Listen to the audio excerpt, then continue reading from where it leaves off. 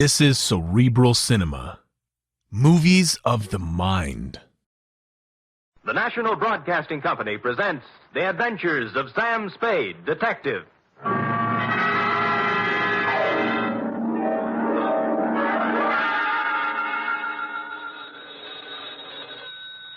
Sam Spade Detective Agency. Me, sweetheart. Sam, a man named $5 Frankie called up and said he's putting $2 in your name on a sure thing at some track or other. Well, that's nice to hear. I don't think it is at all. You know I don't approve of your gambling, Sam. Effie, you do some things I disapprove of, but do I snipe at you? Well, no, but... No buts about it. And besides, I didn't place the bet. It was placed for me. I don't care. It's the principle of the thing I don't like. Well, suppose I put it this way, Effie. That $2 bet on a sure thing was more than just a money bet. It was a gamble on the inherent goodness of the human soul. Oh, Sam, you're just trying to confuse me. I am, but I'll straighten everything out to your satisfaction, I trust, when I appear at the office with a highly stylized and rather charming saga of horse players and the world they live in. What else but the sure thing caper?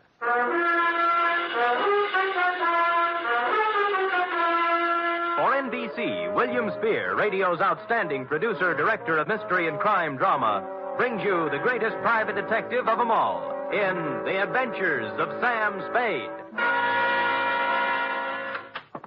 Effie? Here, Sam. Yes, and I hope you always are at the wages I pay you. Oh, I'm glad you brought that up, Sam. When I pay them. I don't want to start an argument, but I do need some new clothes. Oh? You want me to put up a good front, don't you? I will rephrase my answer. Yes. Well, Effie, if you can hold Warp and Wolf together for a few weeks, I have a feeling we'll be rolling in dough, driving big cars and wearing mink. oh, you mean that best. All conjecture. Enough of your sneering. Now, you hear me out. Weigh the evidence, and maybe you'll feel differently. I doubt it. No good comes of playing the horses. Dates, fill it in. Two $5 Frankie, care of... Sam, wait a minute now. $5 Frankie what? What's his last name? I don't think he has one, F. As I get it, he was born just before a Gold Cup handicap at Pimlico, and they didn't have time to give him a last name and place a bet, too. So they chose the bet. Oh, Sam, that's awful. What do you mean, awful? That horse paid 18 to 1. Well, to get on, two $5 Frankie, care of Patterson Smoke Shop, Myrtle Street City, from Samuel Sucker Spade, San Francisco, license number 1375596. Subject, the sure thing caper. Dear $5 Frankie, for you to be seen at the hour of 1 p.m. post time anywhere but at the track is truly a veritable, unbelievable occurrence. So when my door pivoted open Monday at said hour and a short gent with 36 shoulders and a 44 long plaid coat came in, my eyes told me it was you, but my mind screamed no. I checked your wide-brimmed pork pie, your zoot gabardine slacks, suede and alligator wing-tipped shoes, and it still repeated you.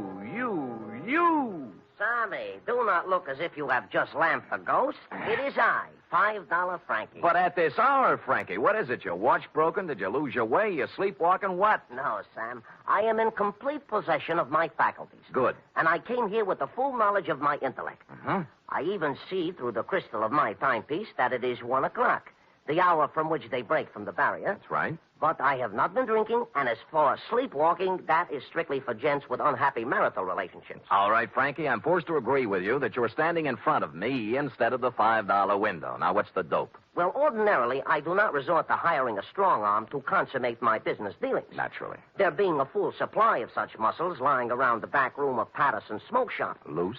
But when the job calls for both tact and muscle, I am forced to roam far abroad in search of the same. You mean you have a job for me? A real honest-to-Seabiscuit job that'll pay money? With the ordinary Seamus, I might try to offer a little paddock chatter, you know? Yes. But with you, Sammy, I will tender coin of the realm. Good.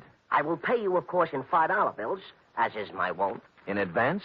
10, 20, 30, 40, 50. 10 times 5. Figures. Now, do you veritably consider yourself in my employ? I am veritably in the race, Frankie. Good. Now, Sammy, leave it to be understood by both parties that I am not touting you off on any sour deals. Uh-huh. A rather curious situation has arisen, and I will explain it to you candidly, as they say in certain novels which I have not read. Well, most novels lose so much in the translation. True. Yes. My narrative begins yesterday, to be exact. Mm-hmm. Yesterday, their heels and toes into the back room of Patterson's Smoke Shop, a gent whose face was once as familiar to me as my own. By name, said gent? They call him Gentle Joe Higgins. Gentle Joe. Yeah. A horse trainer by profession, which in our civilized society stands second only to jockeys in importance. Granted. No argument. Well, I say to Gentle Joe, it has been some time, Gentle Joe, since I see you around and about. And he says, I have gave up the old life for the new, as I no longer am welcome at the track since a certain embarrassing incident 5 years ago. What incident was that, Frankie? A horse doping job, the illegal type, Oh. which depresses me to relate. You know? So I will not. Ethics. Yeah. Yeah. Well, Gentle Joe looks a little worse for the wear, his clothing being literally shabby. Oh, I figure a touch, and I am preparing a story that will wring tears from a tax collector even. But Gentle Joe does not mention the word touch. Oh. Instead, he announces he has a sure thing. Sammy, you know how those words do to a horse player. It's like throwing a bale of catnip to a lion. Oh, my arteries open to let the blood through faster. My nerves give off loud ringing noises, and my mind is already computing. Of course. Well, before I can stop myself, I have pressed 500 rocks in Gentle Joe's hand, begging him to place them on the same sure thing. I'd have done the same thing under the circumstances. Of course. But Gentle Joe says it will take at least 1,500 rocks to pull off the deal. Oh. He further advises me that the horse in question is due to return 20 rocks to 1. So you gave him the other 1,000? Well, not having it in my genes at the time, I cut 2 other business and professional friends in on the gravy. Dinosaur Torelli and Bones Moulton, 5 bills apiece. And then? Gentle Joe rushes out of Patterson's and... Has never been heard from again. A sad tale. You think he just stole the money? Sam, Gentle Joe Higgins is a horse player, not a common sneak thief. I'm sorry. But did he leave town? He did not. On the advice of certain informers, I tracked this Gentle Joe to a ramble-shackle rooming house on Clark Street. 241 to be exact. And? And there the trail gets very cold indeed. He's made his move, huh? No. But he has a landlady who would not let me in. Complicated. Oh, she is a frightening person to behold. She is indeed half wildcat and half witch. I'll deal with her. Good. And tell Gentle Joe that I am not an overly suspicious person, but also relate to him my position.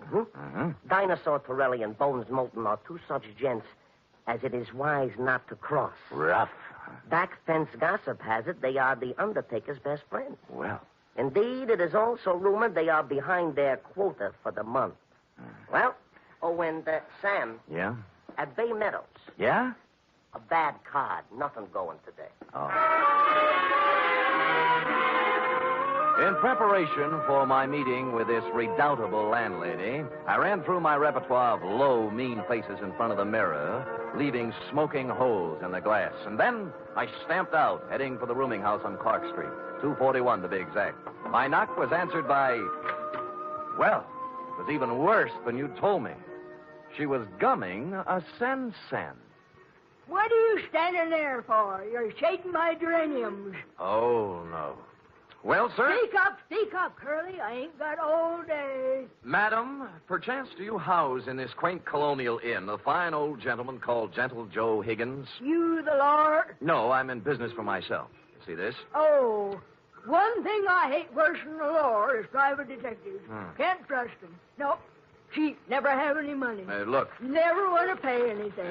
Look. Always want something for nothing. You... A surly, no good lot of pocket pickers who should all be boiled in oil and thrown in a pit full of snarling One beasts moment, of prey. madam. Madam, look at this. Oh, Yeah. well. That's the kind of crinkling I'd like to hear. I thought you would. Wouldn't mind having a mattress stuffed full of that green paper. It is a pleasure, distinctly, to be able to present it to such a charming, witty, and gay woman, I guess, as yourself. Now, Come in, Bright Eyes. Yes. Now, where did you say Gentle Joe could be located? Second door to the left. Thank you, kindly. Only he ain't in. Gone out somewhere, he has. Your timing, madam, and I should add Defarge, was a little sadistic. Now, give me my 5 back. You ain't heard my proposition yet. I've heard enough. Madam, you have acted in a very hateful manner. Another 5, I'll let you wait in his room. Madam, you are a Dresden Dom. No matter what anybody says. Can the tanner wave you locks and let's go. Let's have a ball. Once in Gentle Joe's room, I closed the door, thus separating myself from that skid row bankhead. While I was waiting, I cased the room. Spartan. A bed, a chair, a dresser, a racing form, some worn clothes, various mementos, and pictures of his better days at the track. I was studying an old print of Equipoise when Gentle Joe turned up. Yes, she was a great stretch runner, wasn't she? Yes, indeed. 1 mile and 1:41 and 5th, and hardly damp at the end. Well, yes. Now, don't yes. look upset, Mr. Spade. Fanny told me that you were a detective waiting for her. Oh, she's a swell kid. Yeah, Fanny's impetuous, but a good sort, yeah. Keeps the right people out and lets the wrong ones in. Fine judge of character. No, you're generous, sir. I'm about to have a cup of tea. Will you join me? Be delighted. I'll just take the water out of the tap.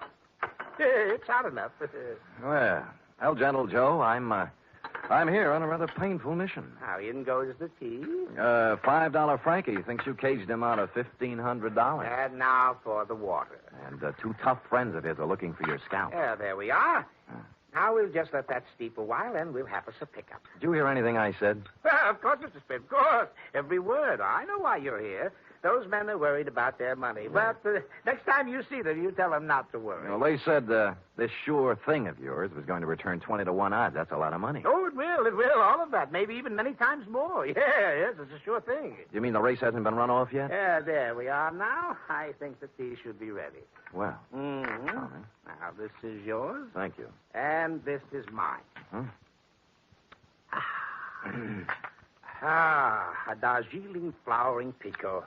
There's no finer tea. Has an almond flavor. Yes, it's peculiar to the region, especially pronounced in last year's crop. Yes. Well, shall we get back to business? Yes, now you tell those gentlemen that they have no need to fret about their money. It'll be returned to them many times over. Many, many times over. Well, are you feeling all right, Mr. Spade? Groggy, They'll look back on this investment with considerable pleasure and pride. I don't know what And happened. someday they'll be able to say that they, too... Stupid Sam. Nobody had to give me a saliva test to guess what happened. That nice, sweet, gentle old man had doped me right up to the ears. I tried to stand up, but my legs were like 2 wet pieces of spaghetti, and I went down. Gentle Joe went right on talking and smiling until everything was nothing. When I came to, Joe was gone, and so was my faith in horse people. Fanny had made herself scarce, too, and I stumbled alone out into the daylight for resuscitation. It took walking, coffee, whiskey, and a bowl of raspberries to bring me around. I eventually found a safe haven in my own office. Sam Spade, Detective Agency. Mr. Hangover speaking. Mr. Spade, this is Gentle Joe. What? Listen, you... Yeah, I know how upset you must be over my little deception. Little but, deception? It was What? all to a good purpose, Mr. Spade. You see, I had to get out of there in a hurry with the minimum of discussion. I seem to remember you were hustled out of the racing game for doping a few 3-year-olds. Well, that's what some people in official circles felt. But, Mr. Spade, I want to apologize to you and tell you that I will be able to explain everything to your satisfaction. No. What's the matter? Help! Get away! Ah! Hello! Hello! Hello! Hello! Somebody put the phone back on the hook, so I hung up and dialed a friend at the telephone exchange. She quickly traced the number. The call came from the Sunset Stables out near Bay Meadows. I dialed back, but nobody answered, so I beat it out there. It was dark, and the only person I could rouse was a young stable boy. Yeah, what do you want? My name's Spade. A guy named Gentle Joe was calling me from here, and something happened to him. Gentle Joe Higgins? That's what I said. Oh, I haven't seen him in 2 or 3 years. Now, look, don't give me that. He called from here. Now, where is he? Oh, look, beat it, will you, before I scream for the cops? All right, I'll look myself. Oh, I say you can't. Now, no.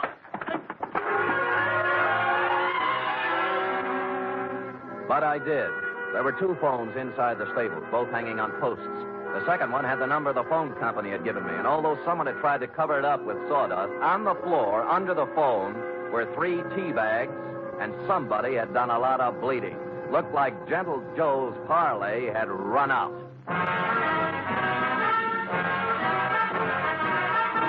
You are listening to the weekly adventure of radio's most famous detective, Sam Spade.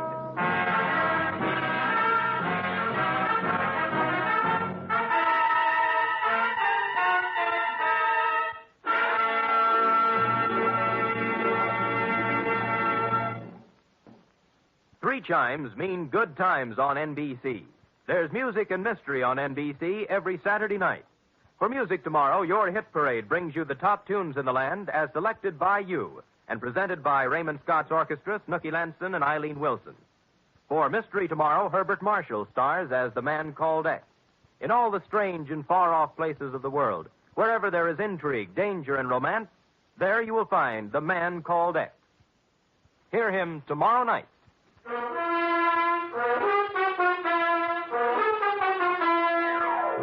And now back to The Sure Thing caper, tonight's adventure with Sam Spade.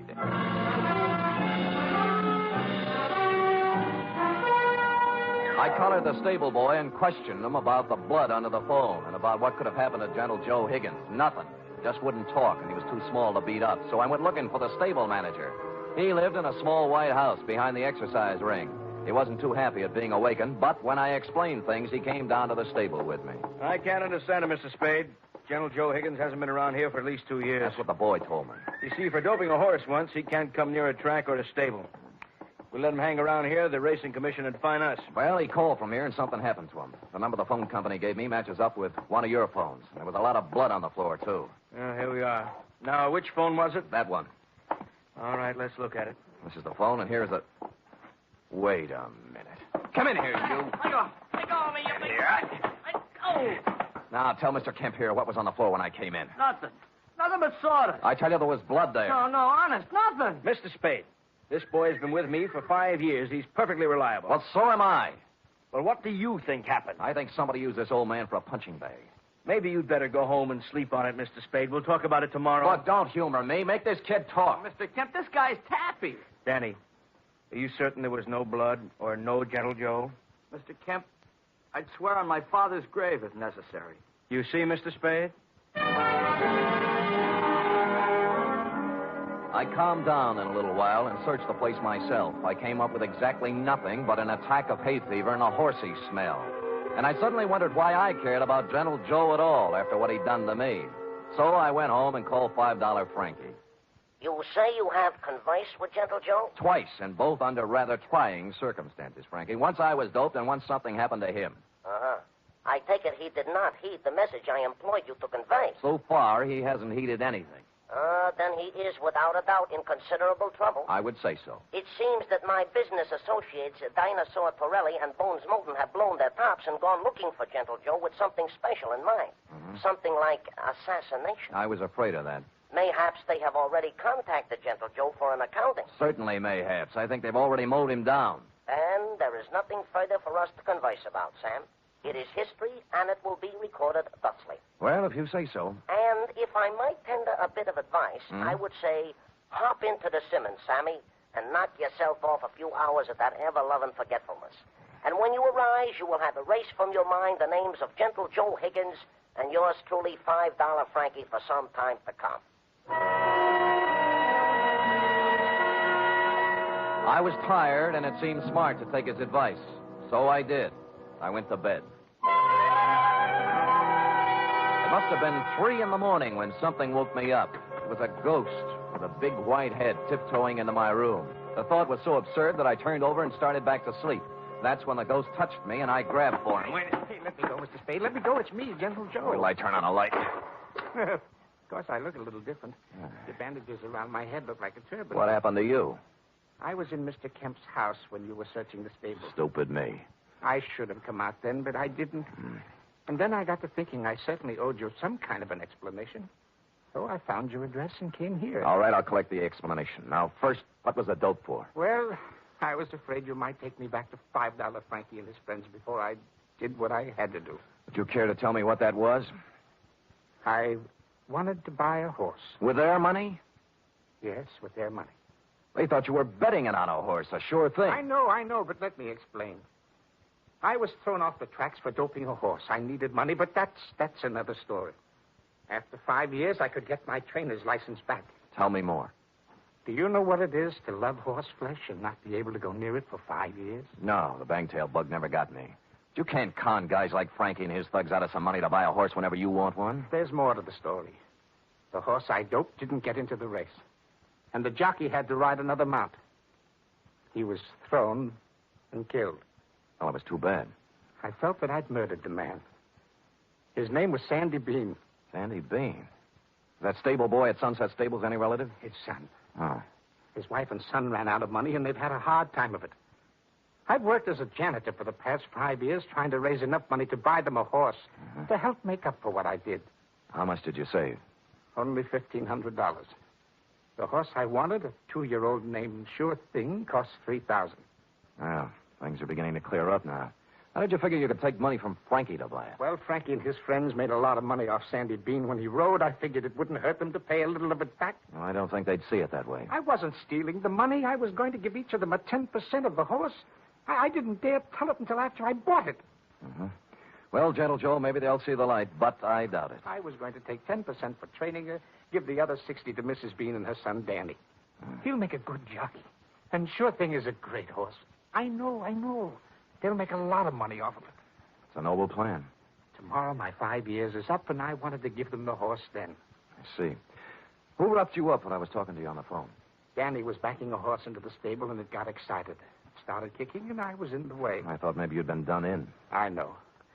That's why I came to see you and explain things. Can you do anything to help me? Well, All right, everybody, just stay where we are. There's no need to wave a gun around here. Get up, you. Gentle Joe, we've been looking for you around and about. Now, Dinosaur, now look. Here, all we wish to hear from you, Joe. Come along. Look, you're not going to take him out of here without a fight. We wouldn't mind this at all, inasmuch as we come equipped with a little artillery. Bones, I didn't steal that money. Shut up. All right, knock it off. You want some of the sand? Yeah, if you think you can do it. And it turned out they could. I knocked Torelli's gun aside, hit him with a hard left, and he didn't go down. I tried a right, then a knee, then a couple of elbows. And I was just getting ahead of the game when something hit me across the face and printed Colt 45 on my forehead. I know this sounds repetitious, but I went out again. Honest, I did. Really. I'm sorry. Appropriately, it was dawn when I woke up cold and headachy. Of course, I was alone. Gentle Joe Higgins was the victim of a successful snatch, and I had an idea what might have happened to him. I dressed and started looking all over town, but I didn't have any luck. Any. It wasn't until I was eating breakfast and met a police sergeant I know that I got a tip. Morning, Sam. Hello, Sergeant. What happened to you? I tried to kiss her. I didn't know they made those kind of dames anymore. Mind if I sit down? Pleasure. Yeah, we got a homicide this morning. Yeah, who?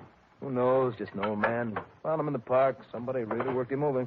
Well, what do you look like? Ooh, 5'10", white hair, old clothes. Probably a bum. Where is he, Mord? Yeah, Kelsey's putting a rundown on him now. Yeah, I'll see you later, Carter. Thanks. Hey, Sam, haven't finished your breakfast. They let me in the morgue, and I took a look at the corpse. And once I saw it, I knew just where I had to go. I caught a cab out to the Sunset Stables. The horses were just having their rolled oats when I pulled in, and Danny Bean, the stable boy, was there, dressed in his cleanest Levi's. What do you want? Where's the show going to be? What show? When Gentle Joe gives you the horse, isn't this the day? Okay, so you know. Gee, I'm sorry about last night, Mr. Spade. I had to keep it a secret. Forget it. You did the right thing. When's the ceremony? In about an hour, right here. You want to wait? Sure. I wouldn't miss it for the world. Of course, I cheated a little. I didn't tell you who it was I saw in the morgue. The truth was I didn't know. It wasn't Gentle Joe Higgins, though, and so I reasoned thusly if Torelli and Moulton didn't finish him off in the night, he must have gotten out of it somehow. He was a resourceful old man, and I was sure nothing short of death would keep him from presenting Danny with a horse on the day he planned. And I was right. An hour later, he came walking in leading the prettiest chestnut mare I'd ever seen. There was a smile 2 feet wide on his face, and behind him, carrying blankets, a saddle, and riding colors, were who else? $5 Frankie, Dinosaur Torelli, and Bones Moulton. Well, Mr. Spade, this is a surprise. Well, it was a pleasant one. Yeah, this is Sure Thing. Oh, isn't she a beauty? She is indeed. How'd you do it, Gentle Joe? Well, Mr. Spade, I just invited them over to my place to have a cup of tea. You get it? Yeah. While we was a half out, he explained the whole thing to us. Sound like a good deal to me. We can win both ways, on the track and at the window. Oh, look at the life of that horse. Just waiting to cross the finish line. Sammy boy, this is indeed a signal occasion, huh? This is the first time I have ever been this close to a horse, and me being a horse player. Well, have you talked to her yet? Why, sure, I am already talking to Sure Thing and explained to her our financial position. Oh. She has assured me she will romp home first, more times than not. Well, gentlemen, shall we do what we came here to do? Sure, leave us make the presentation. Come on, let's get into business. Give the animal to the kid already, I agree. Danny? Yes, Mr. Higgins? Danny, the four of us are giving you this horse, sure thing, in memory of your father, the late, great Sandy Bean. Thank you. Thank you, sir. She's a beauty, isn't she? I feel like I was just born. Ride her well, son. Ride her well.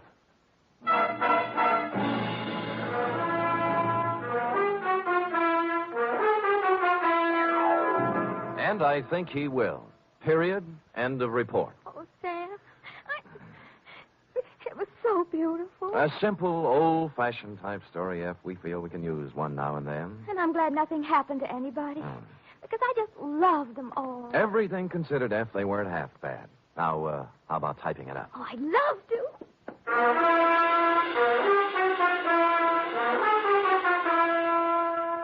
Three chimes mean good times on NBC. There's music and fun in the air tomorrow evening, styled to suit your Saturday night of merriment. Dennis Day brings you songs and comedy in his charming, boyish manner, and then Judy Canova gets together with her frolicsome friends for Mountain Melody and Mayhem, followed by Grand Ole Opry with singing MC Red Foley and his gang. It's a Saturday night of fun designed for you. Here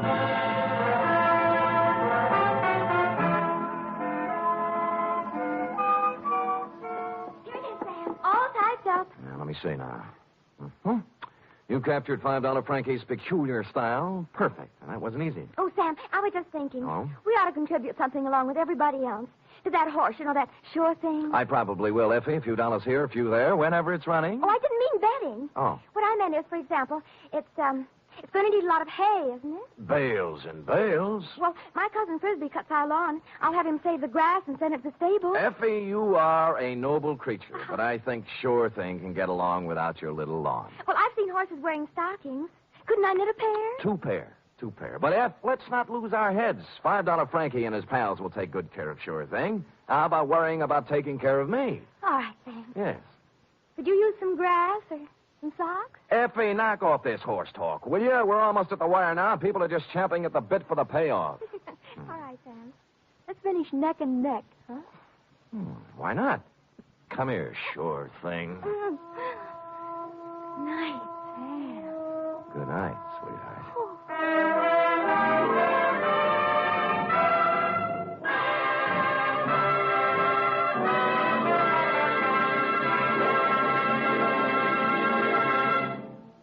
The Adventures of Sam Spade are produced, edited, and directed by William Spear. Sam Spade was played by Stephen Dunn. Lorene Tuttle is Effie. Wally Mayer was Gentle Joe. Script for tonight's adventure by John Michael Hayes. Musical scoring by Lud Gluskin, conducted by Robert Armbruster.